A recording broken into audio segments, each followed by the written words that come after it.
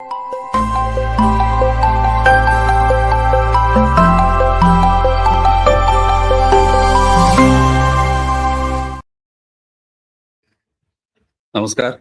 प्रारब्ध पर आप सभी का स्वागत। मैं अवनीश। चैनल आपने सब्सक्राइब किया है, वीडियोस को आप लाइक करते हैं, शेयर करते हैं, बहुत बहुत धन्यवाद।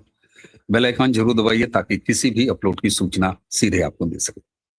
आज हम एक बार फिर बात करेंगे ममता बनर्जी पर। बहुत सारे लोगों को ये आश्चर्य हो सकता है कि अब सत्ता से बाहर हो चुकी है ममता बनर्जी, अब उन पर क्यों बात करना, क्यों नहीं नई सरकार पर बात करना। जी हाँ, बिल्कुल सही है आप। लेकिन जिस तरीके से वहां पर सत्ता बदली है बंगाल में और शुभेंदु अधिकारी की सरकार अब वहां चल रही है, भाजपा की सरकार चल रही है, तमाम वो काम जो कि भारत की रक्षा के लिए महत्वपूर्ण है, जैसे इंटरनेशनल बॉर्डर जो बांग्लादेश का है उस पर बाड़बंदी, वहां से लेके केंद्रीय योजनाओं को लागू करना और साथ में बुलडोजर एक्शन। जिस किसी भी अवैधता की पहचान की जा रही है वहां बुलडोजर की भी कार्रवाई चल रही है। लेकिन हम सबको ये समझना चाहिए कि वेस्ट बंगाल यानी बंगाल का वो राज्य जिसे अभी भी पिछले 50 सालों से कम्युनिस्टों ने और ममता बनर्जी ने मिलके 70 के दशक में ही रोक रखा है, वहां काम की लिस्ट शुभेंदु अधिकारी के लिए बहुत लंबी है। तो इस तरह की तमाम खबरें आपको मिलती रहेंगी।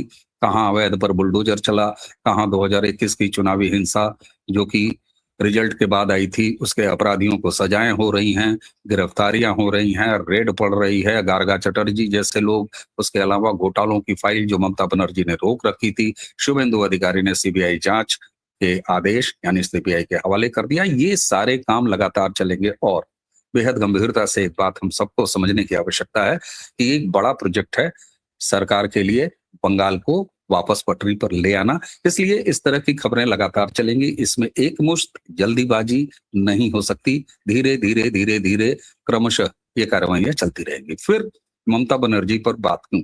ममता बनर्जी पर बात इसलिए कि ममता बनर्जी सत्ता में रही तब फ्रॉड किया, उन्होंने घोटाले किए, तमाम बदसलूकियां की, हिंदुओं के साथ अन्याय किया।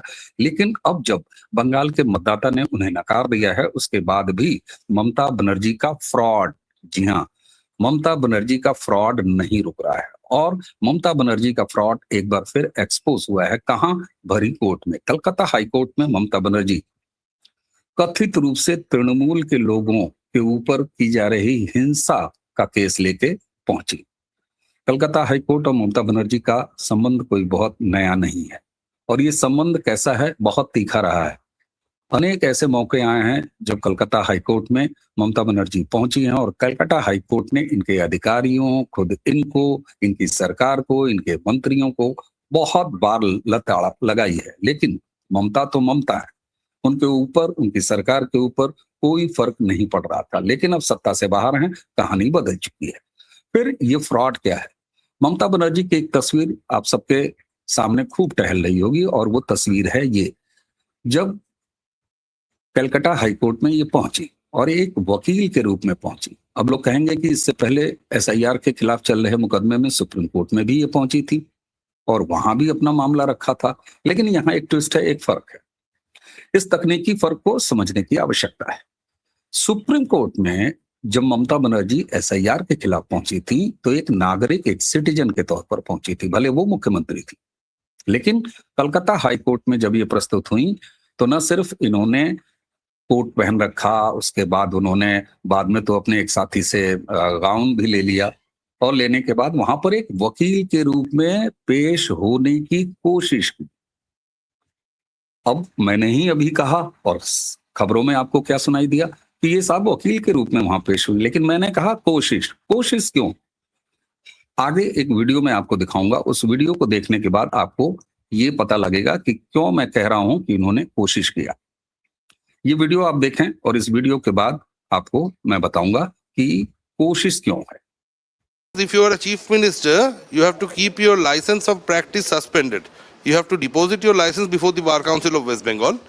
And once you are no more a chief minister, you have to apply for a resumption of practice certificate from the Bar Council. I can take a name. I was having a word with Honorable Justice Bishwajit Basu that day.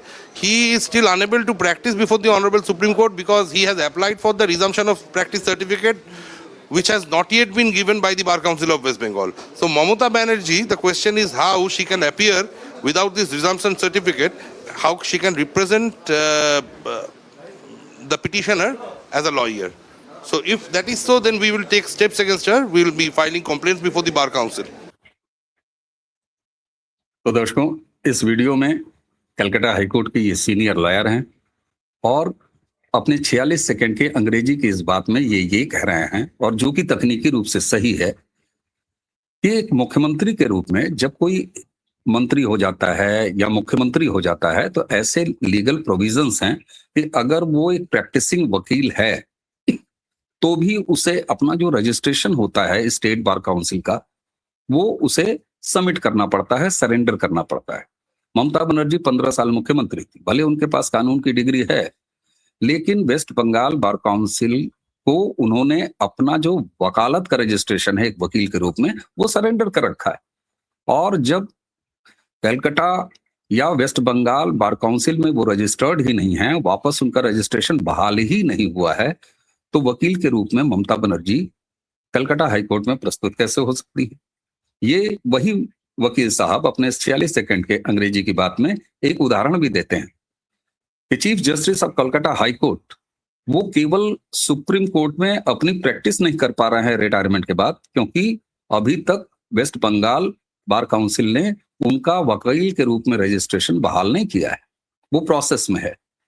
और उसके बाद ये कह रहे हैं कि हमने अपने सीनियर्स से बात किया है, हमने जस्टिस से बात किया है और अब लीगल एक्शन ममता बनर्जी के खिलाफ खुद वेस्ट बंगाल का बार काउंसिल लेगा। आखिर ममता बनर्जी ये सब कर क्यों रही है? कारण क्या है? देखिए, ममता बनर्जी कितने ड्रामेबाज हैं, कितनी तमाशा करती हैं, ये हम सब लोग जानते हैं। ममता बनर्जी कितने जल्दी अपने इरादों में नाकामयाब हो रही हैं, असफल हो रही हैं, ये भी हम देख रहे हैं। आप याद कीजिए, जब ममता बनर्जी चुनाव हारी तो उन्होंने कहा अब हम दिल्ली पर चढ़ाई करेंगे, और चुनाव हारी क्या, उसके पहले ही, क्योंकि उनको पता था कि वो बंगाल का चुनाव हार रही हैं, उन्होंने कहा कि साहब हम यहां यानी बंगाल में तो भाजपा को आने नहीं देंगे, लेकिन हम नरेंद्र मोदी की सरकार जाके दिल्ली में भी हटाएंगे। यही चीज उन्होंने प्रेस कॉन्फ्रेंस जब वो हार के बात कर रही थी, जिसमें उनके भाईपो भी बैठे हुए थे चेहरा लटका के, बाकी लोग भी बैठे हुए थे, तो ममता बनर्जी ने एक बार फिर दोहराया।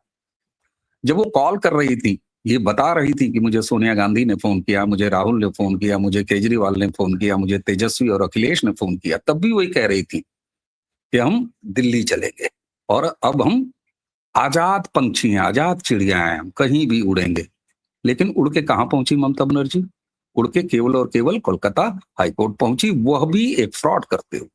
दरअसल ममता बनर्जी का पूरा खेल अब समाप्त हो चुका है, उनकी पार्टी का खेल अब समाप्त हो चुका है। भले उनके पास 80 के लगभग विधायक हैं, लेकिन चूंकि वेस्ट बंगाल यानी बंगाल का मतदाता एक लंबे समय के लिए सत्ता परिवर्तन करता है, ये असलियत, ये सच खुद ममता बनर्जी जान रही है। वो जान रही हैं कि साल 2031 जब एक बार फिर बंगाल का चुनाव ड्यू होगा तो ममता बनर्जी की सत्ता वापसी की कोई संभावना नहीं है, क्योंकि याद कीजिए 25 साल कांग्रेस की सरकार के बाद बंगाल की जनता ने कांग्रेस को हटाया, 34 साल लेफ्ट की सत्ता रही और तब हटाया। सबसे कम अगर टेन्योर मिला है तो वो ममता बनर्जी को मिला है, वो भी 15 साल का। तो अभी तक का तो सबसे छोटी सत्ता बंगाल के मतदाताओं ने 15 साल की तो दी है। ममता बनर्जी ये जानती हैं, और जिस तरीके से बंगाल में बदलाव हुआ है, बंगाल अपने बदलाव को लेकर संकल्पित है, और अगले 5 साल में शुभेंदु अधिकारी की डबल इंजन सरकार, जब वहां केंद्र की योजनाओं को जो ममता बनर्जी ने रोक रखा था, इंफ्रास्ट्रक्चर डेवलपमेंट, सीमा पर बाड़बंदी और तमाम ऐसे काम जिसके लिए कि भाजपा की डबल इंजन सरकारें जानी जाती हैं, और उसी के साथ साथ जो सबसे महत्वपूर्ण है सनातन का पुनर्स्थापन, हिंदुओं की प्रताड़ना से मुक्ति, ये सारी चीजें जब आके काम करेंगी और परफॉर्मेंस होगी, डिलीवरी की पॉलिटिक्स होगी अगले 5 साल, तो आप सोच सकते हैं कि बंगाल ने जिस बदलाव को आज स्थापित किया है उसे वो कितना आगे तक लेके जाएगी। ये ममता बनर्जी बहुत अच्छे से जानती है। इसलिए ममता बनर्जी केवल और केवल चर्चाओं में बने रहना चाहती हैं। वो ये दिखाना चाहती हैं कि हाँ, अभी भी हम अवैधता के साथ खड़े हैं, हम अपनी राजनीति नहीं बदलेंगे। हालांकि ये नकारात्मक है, ये निराशाजनक है, लेकिन ममता बनर्जी एक पार्टी नहीं, एक गिरोह चलाती थी, और किसी आपराधिक नेचर के किसी आपराधिक प्रवृत्ति के गिरोह से आप किसी सकारात्मक कार्य या एक्टिविटी की उम्मीद कर ही नहीं सकते। तो ममता बनर्जी टाइम पास बिल्कुल नहीं कर रही। ममता बनर्जी ये जान रही हैं, और इसी के साथ जो ममता बनर्जी को सबसे बड़ा डर है, उनके भाइपों को सबसे बड़ा डर है, उनके तमाम मंत्रियों को आप देख रहे हैं किस तरीके से उनके एक मंत्री ऑलरेडी जेल जा चुके हैं, ईडी उन्हें गिरफ्तार कर चुकी है। उसके अलावा उनके लिए जो उनका इकोसिस्टम जो नफरत फैलाता था बंगाली प्राइड के नाम पर, वो जेल जा चुका है। जेल जाने का एक लंबा क्रम है, भाइपो भी नहीं बचेंगे और आंच ममता बनर्जी पर भी आएगी। इसलिए ममता बनर्जी ये फड़फड़ा रही हैं, ये उनकी फड़फड़ाहट है, बस उन्होंने तरीका एक अलग चुना है। लेकिन बंगाल के बार काउंसिल ने और वहां के जिम्मेदार और सकारात्मक सीनियर वकीलों ने इस मामले को पकड़ लिया है, और आप अगले कुछ दिनों में ये कार्रवाई ममता बनर्जी के ऊपर होते हुए देखेंगे, जिसको इनिशिएट करेगा बंगाल बार एसोसिएशन।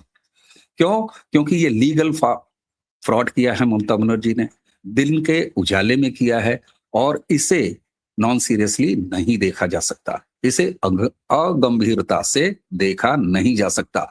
क्योंकि ममता बनर्जी जिस तरीके से अपनी सरकार रहने के दौरान अवैधता की इंतहा कर दी, हद कर दी उन्होंने, 1800 से ऊपर अवैध टोल प्लाजे, आप समझ सकते हैं ये क्या है। इसके अलावा ऑफिसेस पर कब्जा, प्रॉपर्टियों पर कब्जा, ये सारी चीजें मैं इसीलिए कह रहा हूं। आज आपको मैं ये नहीं बता रहा कितने गिरफ्तार हो गए, कितनी गिरफ्तारियां हो गई, कहां बुलडोजर चल रहा है, कहां, ये लगातार आपको अगले कई सालों तक होता हुआ बंगाल में दिखेगा। क्यों? क्योंकि बंगाल में अवैधता की भरमार है साहब।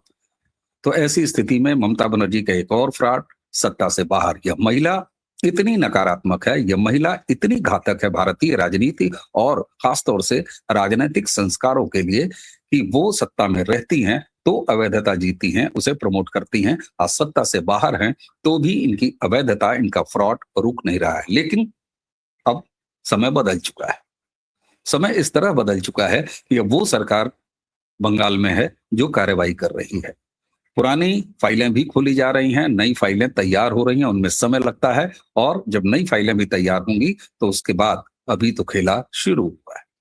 लेकिन इस सारी अवैधता के बीच मैं साधुवाद दूंगा बंगाल बार काउंसिल को, कि जिन्होंने इसको नोटिस किया। इस पर बहुत कम चर्चा हो रही है कि इन्होंने ये फ्रॉड किया। मीडिया का क्या ही कहना, मीडिया बता रहा है एक नए अवतार में ममता बनर्जी, कुछ लोग उनकी खिल्ली उड़ा रहे हैं। लेकिन इस तमाम उनके लिए कि नए अवतार में वो आ गई, उनको जो खिल्लियां उनकी उड़ाई जा रही हैं, इस सब के बीच आप सोचिए कितना बड़ा लीगल फ्रॉड ममता बनर्जी ने किया है।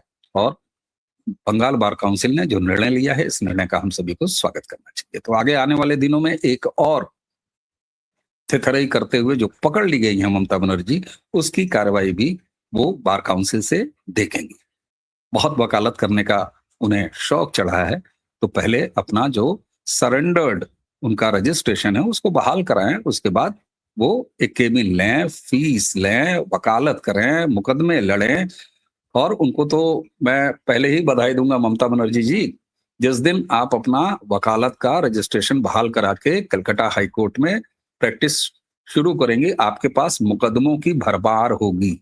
और ये मुकदमे कहीं बाहर के नहीं होंगे, ये आपके मंत्रियों के मुकदमे होंगे, आपके विधायकों के मुकदमे होंगे, खुद आपके मुकदमे होंगे, आपके भाइपों के मुकदमे होंगे। तो आपके पास, और मजहबियों के मुकदमे तो लड़ने में आप माहिर हैं, राजनीति करने में माहिर हैं, तो आपके पास केसेस की कमी नहीं होगी। आपकी वकालत का धंधा बहुत अच्छा चलेगा, हारती रहेंगी लेकिन फिर भी वकील तो अपना काम करता रहेगा। तो ममता बनर्जी जी, इस नई भूमिका के लिए आपको बहुत बहुत बधाई।